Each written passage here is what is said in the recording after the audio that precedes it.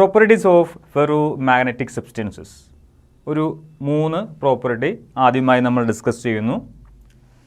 1, 2 and 3. ഫസ്റ്റത്തെ property നോക്കാം. നമുക്കറിയാവുന്ന പ്രോപ്പർട്ടി തന്നെയാണ്. When a ferromagnetic substance is placed in an external magnetic field, it develops a strong magnetization in the direction of applied field. നമ്മൾ മുൻപേ പറഞ്ഞ കാര്യമാണ്. അതായത് ഫെറോമാഗ്നറ്റിക് സബ്സ്റ്റൻസുകളുടെ ചെറിയൊരു ഇൻട്രൊഡക്ഷൻ നമ്മൾ ആദ്യമേ പറഞ്ഞിരുന്നു. ആ ഇൻട്രൊഡക്ഷനിൽ നമ്മൾ പറഞ്ഞ കാര്യമാണ് ഒരു ഫെറോമാഗ്നറ്റിക് സബ്സ്റ്റൻസിന്, ഇപ്പം എൻ്റെ കയ്യിലുള്ള ഈ ഒരു മാർക്കർ പെൻ ഒരു ഫെറോമാഗ്നറ്റിക് സബ്സ്റ്റൻസ് ആണെന്ന് വിചാരിക്കുക. ഇതിനെ ഞാനൊരു എക്സ്റ്റേണൽ മാഗ്നറ്റിക് ഫീൽഡിൽ വെച്ച് കഴിഞ്ഞാൽ വളരെയധികം ശക്തമായിട്ടുള്ള, വളരെയധികം സ്ട്രോങ് ആയിട്ടുള്ള ഒരു മാഗ്നറ്റിക് ഫീൽഡ് ഈ ഫെറോമാഗ്നറ്റിക് സബ്സ്റ്റൻസ് പ്രൊഡ്യൂസ് ചെയ്യും. ഏത് ഡയറക്ഷനിലാണ് പ്രൊഡ്യൂസ് ചെയ്യുക, അല്ലെങ്കിൽ ഈ ഫെറോമാഗ്നറ്റിക് സബ്സ്റ്റൻസ് പ്രൊഡ്യൂസ് ചെയ്യുന്ന മാഗ്നറ്റിക് ഫീൽഡിൻ്റെ ഡയറക്ഷൻ ഏത് ദിശയിലായിരിക്കും? നമ്മൾ പുറമേ നിന്ന് കൊടുക്കുന്ന മാഗ്നറ്റിക് ഫീൽഡിൻ്റെ അതേ ഡയറക്ഷനിലേക്കായിരിക്കും ഇദ്ദേഹം പ്രൊഡ്യൂസ് ചെയ്യുന്ന, അതായത് ഒരു ഫെറോമാഗ്നറ്റിക് സബ്സ്റ്റൻസ് പ്രൊഡ്യൂസ് ചെയ്യുന്ന മാഗ്നറ്റിക് ഫീൽഡിൻ്റെ ഡയറക്ഷൻ. അതാണ് ആദ്യത്തെ പോയിന്റ് പറഞ്ഞിരിക്കുന്നത്. ശ്രദ്ധിക്കണം, വളരെയധികം സ്ട്രോങ് ആയിട്ടുള്ള ഒരു മാഗ്നറ്റിക് ഫീൽഡായിരിക്കും ഒരു ഫെറോമാഗ്നറ്റിക് സബ്സ്റ്റൻസ് പ്രൊഡ്യൂസ് ചെയ്യുക. രണ്ടാമത്തേതായി, the magnetic field lines concentrate greatly in to the ferromagnetic substances. അതായത് ഡയാമാഗ്നറ്റിക് സബ്സ്റ്റൻസുകൾ വളരെ ചെറിയ ഒരു മാഗ്നറ്റിക് ഫീൽഡാണ് ഉണ്ടാക്കുന്നുള്ളൂ. അത്തരത്തിലുള്ള ആളുകൾ, ഡയാമാഗ്നറ്റിക് സബ്സ്റ്റൻസുകൾ മാഗ്നറ്റിക് ഫീൽഡിൽ വെച്ച് കഴിഞ്ഞാൽ അവിടെയുള്ള മാഗ്നറ്റിക് ഫീൽഡ് ലൈനുകളെ ചെറിയ രീതിയിൽ റിപ്പൽ ചെയ്യും എന്ന് നമ്മൾ ആദ്യമേ പഠിച്ചു. രണ്ടാമത് നമ്മൾ കൊണ്ടുവന്ന ആളായിരുന്നു പാരാമാഗ്നറ്റിക് സബ്സ്റ്റൻസസ്. അവർ വളരെ ചെറിയ രീതിയിലുള്ള മാഗ്നറ്റിക് ഫീൽഡാണ് പ്രൊഡ്യൂസ് ചെയ്യുന്നുള്ളൂ. അതുകൊണ്ട് തന്നെ വളരെ ചെറിയ രീതിയിൽ മാത്രമേ മാഗ്നറ്റിക് ഫീൽഡ് ലൈനുകളെ അട്രാക്റ്റ് ചെയ്യുന്നുള്ളൂ. ഡയാമാഗ്നറ്റിക് സബ്സ്റ്റൻസ് ചെറിയ രീതിയിൽ മാഗ്നറ്റിക് ഫീൽഡ് ലൈനുകളെ റിപ്പൽ ചെയ്യും. പാരാമാഗ്നറ്റിക് സബ്സ്റ്റൻസുകൾ ചെറിയ രീതിയിൽ മാഗ്നറ്റിക് ഫീൽഡ് ലൈനുകളെ അട്രാക്റ്റ് ചെയ്യും. അതായത് ഒരു പാരാമാഗ്നറ്റിക് സബ്സ്റ്റൻസുകളുടെ ഉള്ളിൽ കൂടി മാഗ്നറ്റിക് ഫീൽഡ് ലൈനുകൾ ചെറിയ രീതിയിൽ മാത്രമേ കോൺസെൻട്രേറ്റ് ചെയ്ത് കടന്നു പോകുന്നുള്ളൂ. ഈ രണ്ട് ആളുകൾക്കും ഒരല്പം വിപരീതമായിട്ടാണ് ഫെറോമാഗ്നറ്റിക് സബ്സ്റ്റൻസുകൾ ആക്ട് ചെയ്യുക. വളരെ സ്ട്രോങ് ആയിട്ടുള്ള മാഗ്നറ്റിക് ഫീൽഡാണ് ആര് പ്രൊഡ്യൂസ് ചെയ്യുന്നത്? ഫെറോമാഗ്നറ്റിക് സബ്സ്റ്റൻസുകൾ പ്രൊഡ്യൂസ് ചെയ്യുന്നത്. അതുകൊണ്ട് തന്നെ പുറമേ നിന്ന് നമ്മൾ കൊടുക്കുന്ന മാഗ്നറ്റിക് ഫീൽഡ് കാരണമുണ്ടാകുന്ന മാഗ്നറ്റിക് ഫീൽഡ് ലൈനുകളെ വളരെ ശക്തമായി തന്നെ ഇത്തരത്തിലുള്ള സബ്സ്റ്റൻസുകൾ, ഫെറോമാഗ്നറ്റിക് സബ്സ്റ്റൻസുകൾ അട്രാക്റ്റ് ചെയ്യും. അതായത് ഇവിടെ നിങ്ങൾ ഫിഗർ ഒന്ന് നോക്കുക. ഈ ഒരു ബ്ലൂ കളറിൽ ഞാനൊരു റെക്റ്റാങ്കുലർ ബോക്സ് വരച്ചിട്ടുണ്ട്. അത് നമുക്ക് ഒരു ഫെറോമാഗ്നറ്റിക് സബ്സ്റ്റൻസ് ആയിട്ട് കണക്കാക്കാം. നോക്കുക, വളരെയധികം, അതായത് പുറമേ കൂടി പോകുന്ന മാഗ്നറ്റിക് ഫീൽഡ് ലൈനുകളെ വരെ വേണമെങ്കിൽ ഒരു ഫെറോമാഗ്നറ്റിക് സബ്സ്റ്റൻസിന് അതിൻ്റെ ഉള്ളിൽ കൂടി കടത്തിവിടാനായിട്ട് സാധിക്കും.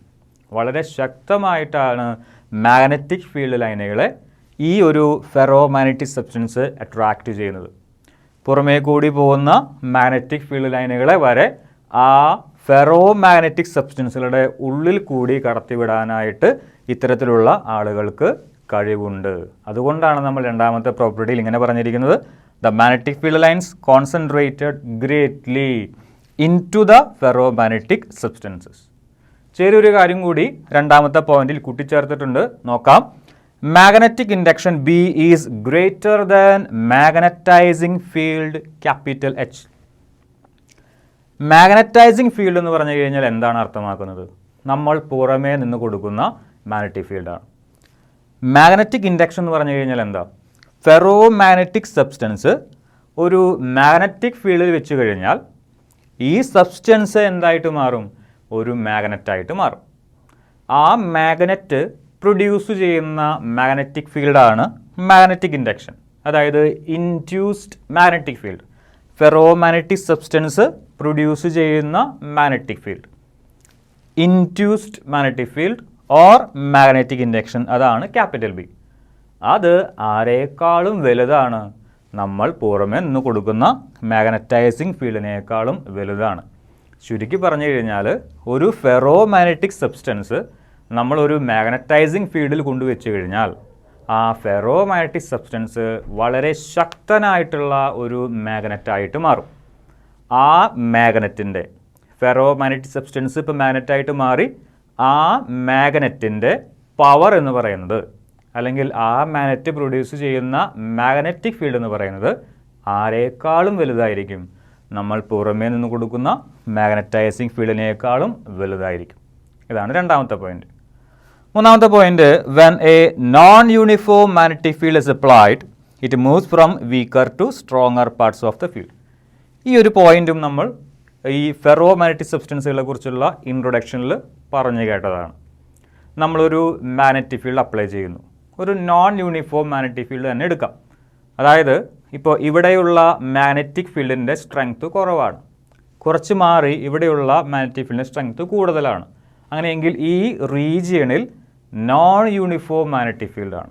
എല്ലായിടത്തും ഒരേപോലെയല്ല മാഗ്നറ്റിക് ഫീൽഡിൻ്റെ മാഗ്നിറ്റ്യൂഡും ഡയറക്ഷൻ. എങ്കിൽ മാത്രമാണ് ഈ ഒരു പോയിന്റ് നമുക്ക് വിശദീകരിക്കാനായിട്ട് പറ്റുള്ളൂ. ഇത്തരത്തിലുള്ള ഒരു നോൺ യൂണിഫോം മാഗ്നറ്റിക് ഫീൽഡിൽ നമ്മളൊരു ഫെറോ മാഗ്നറ്റിക് സബ്സ്റ്റൻസിന് കൊണ്ടുവച്ച് കഴിഞ്ഞാൽ എന്ത് സംഭവിക്കും? അദ്ദേഹം എവിടെ നിന്ന് എങ്ങോട്ട് മൂവ് ചെയ്യും? നോക്കുക. When a non uniform magnetic field is applied it moves from, it എന്ന് ഉദ്ദേശിച്ചത് ഫെറോ മാഗ്നറ്റിക് സബ്സ്റ്റൻസുകളാണ്. Ferromagnetic substance is move from weaker to stronger parts of the field. ഇപ്പോൾ ഈ ഒരു സിസ്റ്റത്തിൽ ഞാൻ ചെറിയൊരു സിസ്റ്റം എയറിൽ വരയ്ക്കുകയാണ്. ഇതാണ് നമ്മുടെ കയ്യിലുള്ള സിസ്റ്റം.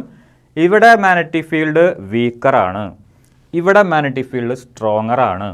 അങ്ങനെയെങ്കിൽ ഈ ഒരു സിസ്റ്റത്തിൽ നമ്മൾ ഒരു ഫെറോ മാഗ്നറ്റിക് സബ്സ്റ്റൻസിന് വെച്ച് കഴിഞ്ഞാൽ ആ ഫെറോ മാഗ്നറ്റിക് സബ്സ്റ്റൻസ് വീക്കർ പാർട്സിൽ നിന്ന് സ്ട്രോങ്ങർ പാർട്സിലേക്കായിരിക്കും മൂവ് ചെയ്യുക. ഇതാണ് നമ്മുടെ മൂന്നാമത്തെ പ്രോപ്പർട്ടി. ഇനി fourth property, the susceptibility of a ferromagnetic material has a large positive value. അതായത് ഒരു ഫെറോ മാഗ്നറ്റിക് സബ്സ്റ്റൻസിൻ്റെ സസെപ്റ്റബിലിറ്റി, അതേപോലെ തന്നെ റിലേറ്റീവ് പെർമിയബിലിറ്റി, ഇതൊക്കെ വ്യത്യസ്തമാണ്. നമ്മുടെ കയ്യിലൊരു ഫെറോ മാഗ്നറ്റിക് സബ്സ്റ്റൻസ് ആണ് ഇരിക്കുന്നതെങ്കിൽ അദ്ദേഹത്തിൻ്റെ സസെപ്റ്റബിലിറ്റി നമ്മൾ പരിശോധിച്ച് കഴിഞ്ഞാൽ പോസിറ്റീവ് വാല്യൂ ആയിരിക്കും, അതേപോലെ തന്നെ വളരെ വലിയ വാല്യൂവും ആയിരിക്കും. അഞ്ചാമത്തെ പ്രോപ്പർട്ടി നോക്കാം, ദ റിലേറ്റീവ് പെർമിയബിലിറ്റി. അതായത് നമ്മൾ മുമ്പേ പറഞ്ഞ സസെപ്റ്റബിലിറ്റിയും ഇപ്പോൾ നമ്മൾ പറയുന്ന റിലേറ്റീവ് പെർമിയബിലിറ്റിയും തമ്മിൽ ചെറിയൊരു മാത്തമാറ്റിക്കൽ റിലേഷൻഷിപ്പ് ഉണ്ട്. നമ്മളത് മുന്നേ ഡെറൈവ് ചെയ്തതാണ്. ഇതായിരുന്നു ആ relationship. Mu R is equal to 1 + chi m.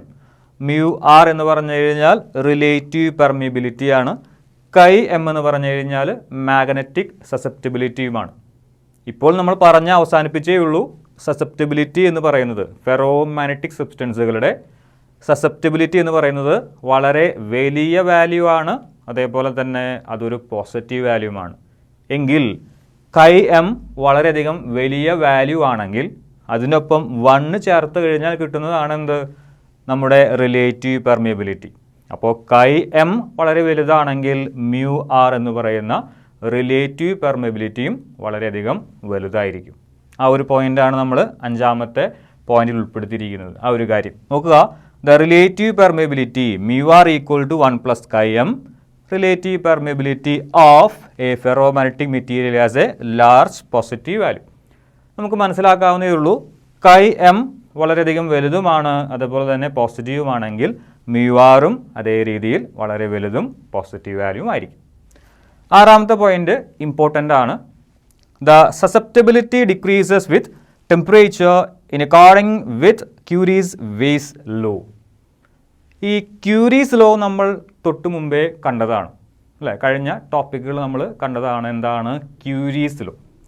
നമ്മുടെ കയ്യിലുള്ള ഈ സസെപ്റ്റബിലിറ്റി എന്ന് പറയുന്നത് അബ്സല്യൂട്ട് ടെമ്പറേച്ചറിന് ഇൻവേഴ്സ്ലി പ്രൊപ്പോർഷണൽ ആണ് എന്നാണ് നമ്മൾ കണ്ടത്. അതായത് chi m is equal to C divided by T. C എന്ന് പറയുന്നത് ക്യൂരീസ് കോൺസ്റ്റൻ്റ് ആയിരുന്നു. അങ്ങനെയെങ്കിൽ chi m is proportional to 1 divided by T എന്ന് എഴുതാം. അതായിരുന്നു ക്യൂരീസ് ലോ.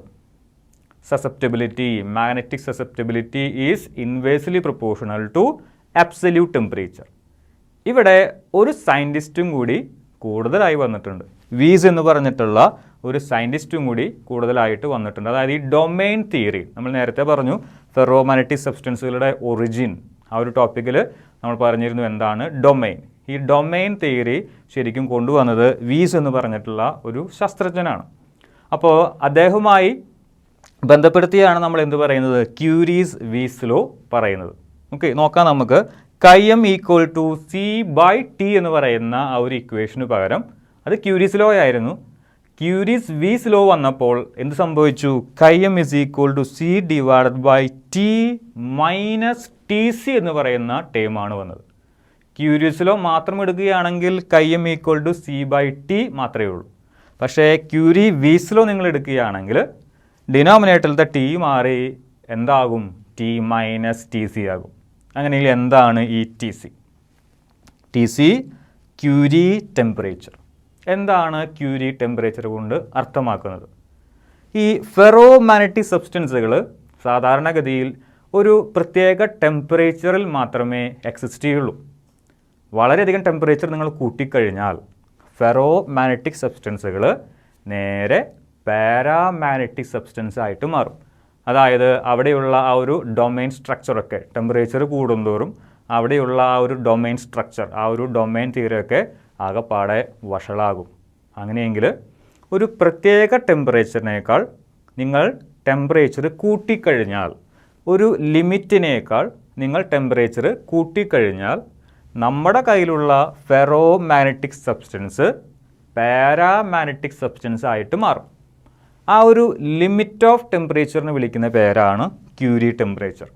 ചുരുക്കി പറഞ്ഞു കഴിഞ്ഞാൽ ഒരു ഫെറോമാഗ്നറ്റിക് സബ്സ്റ്റൻസിൻ്റെ ടെമ്പറേച്ചർ ക്യൂരി ടെമ്പറേച്ചറിനേക്കാൾ വലുതാണെങ്കിൽ അത് എന്ത് മെറ്റീരിയലായിട്ട് മാറും, പാരാമാഗ്നറ്റിക് മെറ്റീരിയലായിട്ട് മാറും. അതാണ് ഇവിടെ TC എന്നതുകൊണ്ട് ഉദ്ദേശിക്കുന്നത്. ഓക്കെ, ആറാമത്തെ പോയിന്റ് ഒരു അല്പം ഇമ്പോർട്ടൻ്റ് ആണ്, ഒന്നും കൂടി വായിക്കാം നമുക്ക്.